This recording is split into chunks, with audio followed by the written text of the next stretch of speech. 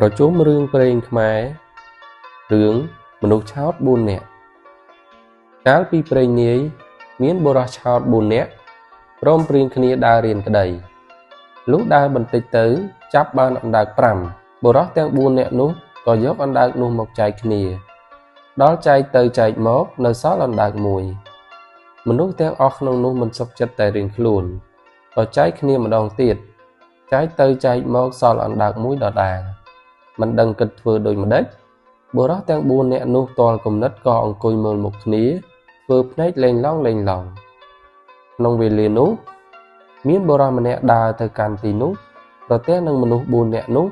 ក៏ឈរមើលគេចែកអណ្ដើកគ្នាហើយបុរសម្នាក់នោះឃើញឆោតដូច្នោះក៏សើចហើយនិយាយនឹងបុរស4នាក់នោះមើលទៅអ្នកដូចជាមិនសូវប្រសពសោះបុរស4នាក់គ្រាន់តែឮសម្ដីប៉ុណ្ណោះក៏និយាយថាអើលោកបានលោកចេះអាណិតមកចែកឲ្យយើងបន្តិចបុរសម្នាក់នោះឮដូច្នោះក៏ដើរចូលអង្គុយជិតចាប់អណ្ដើក5នោះមកហើយរើសមើលអណ្ដើកណាដែលធំជាងគេយកមកគ្របអង្គុយនៅសល់អណ្ដើក4បុរសឲ្យបុរស4នាក់នោះម្នាក់មួយបុរស4នាក់ក៏សុខចិត្តរៀងខ្លួនហើយទាំងអស់គ្នាសួរគេនោះថាអ្នកមើលទៅប្រហែលជាចេះក្តីបុរសនោះឆ្លើយថាខ្ញុំចេះបុរសទាំង4នាក់ក៏តបទៅវិញថាអូបើអ្នកចេះក្តីសូមមេត្តាប្រាប់យើងផងបុរសម្នាក់នោះឆ្លើយថាបើអ្នកចូលចិត្តឲ្យខ្ញុំប្រាប់ត្រូវអ្នកទន្ទិញតាមខ្ញុំ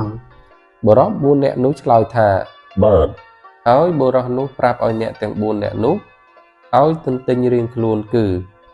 ប្រាប់បុរសទី1ថាទំពួកវាទៅទើបភ្នៅវាជ្រុះប្រាប់ទៅបុរសទី2ថាមានប្រឡាយទើបទឹកវាហូរប្រាប់ទៅបុរសទី3ថា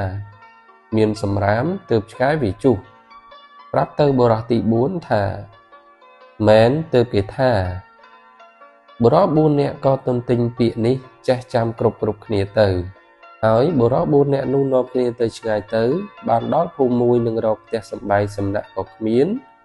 លុះបន្តិចទៅប្រទះនឹងយាយចាស់មេម៉ាយម្នាក់ក៏និយាយសុំផ្ទះយាយចាស់នោះសំណាក់គាត់ក៏ព្រមឲ្យបុរសទាំង4នាក់នោះនាំគ្នាទាំង4នាក់សំណាក់នៅផ្ទះយាយនោះទៅយប់នោះអ្នកទាំង4ក៏នាំគ្នាទន្ទិញពាក្យក្តីដែលបុរសនោះប្រាប់ឲ្យទន្ទិញមិនឈប់ឈរទាល់តែភ្លឺយាយចាស់ខឹងណាស់ព្រឹកឡើងគាត់ទៅប្តឹងមេស្រុកយប់មិញនោះមានបុរស4នាក់មកសុំផ្ទះខ្ញុំសំណាក់បុរសទាំង4នាក់ចេះតែនិយាយទន្ទិញទាល់តែភ្លឺតែមិនដឹងពាក្យថាដូចម្ដេចស្ដាប់មិនបានសោះខ្ញុំខានដេកវល់ព្រឹកហេតុនេះខ្ញុំមកប្តឹងលោកសូមលោកហៅមនុស្សទាំង4នាក់នោះមកពំនុំជំរះឲ្យខ្ញុំមេស្រុកស្ដាប់បានក៏ឲ្យបម្រើទៅហៅបុរសទាំង4នាក់នោះមកហើយសួរថាហេតុដូចម្ដេចបានជាទន្ទិញអ្វីតតែភ្លឺរកតែយាយចាស់គាត់ដេកពួនមិនបានចុះដែលឯងទន្ទិញនោះតើទន្ទិញពីអ្វីបុរសទាំង4នាក់នោះឆ្លើយថាពួកខ្ញុំទន្ទិញពាក្យក្តីមេស្រុកបង្គាប់ទៅទៀតថាចូលឯងរាល់គ្នាសូត្រពាក្យនោះម្ដងម្នាក់ទៅមើលអញនឹងស្ដាប់បុរសទី1សូត្រថាទំពួកវាទៅទើបភ្នៅវាជ្រុះបុរសទី2ថាមានប្រឡាយទើបទឹកវាហូរបុរសទី3ថាមានសម្រាមទើបឆ្កែវាជុះបុរសទី4ថាមែនទើបគេថាស្ដាប់ពាក្យនោះហើយមេស្រុកក៏កាត់សេចក្តីថាឯងទាំង4នាក់ត្រូវនៅជាខ្ញុំបម្រើយាយចាស់នេះបុរសអស់នោះក៏ទៅនៅធ្វើជាបម្រើយាយនោះទៅយាយនោះគាត់ប្រើឲ្យធ្វើការសពសារពើរាល់តែថ្ងៃលុះនៅនឹងយាយបាន 2-3 ខែទៅយាយគាត់ប្រើឲ្យបុរសទាំង4នាក់នោះឲ្យទៅកាប់ឈើធ្វើទូកអ្នកទាំង4នាក់ក៏នាំគ្នាចូលទៅដល់ព្រៃធំហើយដើររកឈើណាមានប្រហោងទៅកាប់លុះចូលទៅដល់ក្នុងព្រៃជ្រៅបានប្រទះឈើធំមួយដើមមានប្រហោងបុរសទាំង4នាក់និយាយគ្នាថាយើងបានប្រទះឈើប្រហោងហើយយើងត្រូវនាំគ្នាកាប់ឈើនេះបុរសទាំង4នាក់មូលមាត់គ្នាហើយក៏កាប់រំលំឈើប្រហោងនោះលុះឈើចិត្តរលំបុរសទាំង4នាក់នោះស្រែកថាកូនយើងចិត្តរលំហើយអាណាម្នាក់រត់ទៅចាំត្រកុំឲ្យបាយឈើយើងក្រែងធ្វើទុកមិនកើត បុរសម្នាក់ក៏ស្ទុះទៅចាំត្រដល់ឈើនោះបាក់មកសង្កត់ស្លាប់ធ្វើមាត់ស្ញែងបុរស3នាក់ឃើញដូច្នោះក៏នាំគ្នាសើចថា យីអានេះខ្លាំងណាស់វើយឈើទំហំប៉ុណ្ណឹងកោតតែវាទ្រាំបានហើយវាសើចថែមទៀត បុរស3នាក់នាំគ្នាមើលបុរសដែលស្លាប់ដល់យូរពេកក៏ស្រែកហៅថា យីមកឆាប់ឡើងទៅឃ្លានបាយណាស់ លុះឃើញនៅស្ងៀមក៏នាំគ្នាដើរចូលទៅមើលកាលដឹងថាបុរសនោះស្លាប់បុរស3នាក់ភ័យណាស់និយាយគ្នាថា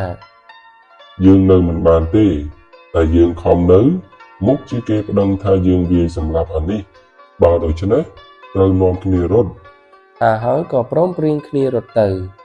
ដល់ពេលយប់វង្វេងផ្លូវមិនដឹងរត់ទៅណា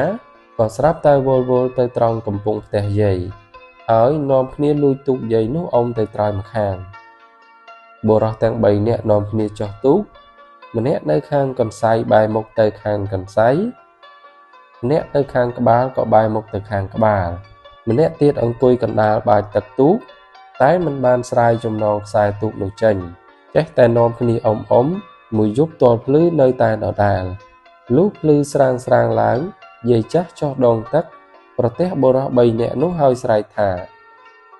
យាយអានេះរត់ទៅណា បុរស3នាក់ក្រឡេកឃើញយាយចាស់ជាចៅហ្វាយខ្លួនក៏តបប្រាជ្ញមិនដឹងបើរត់ទៅណា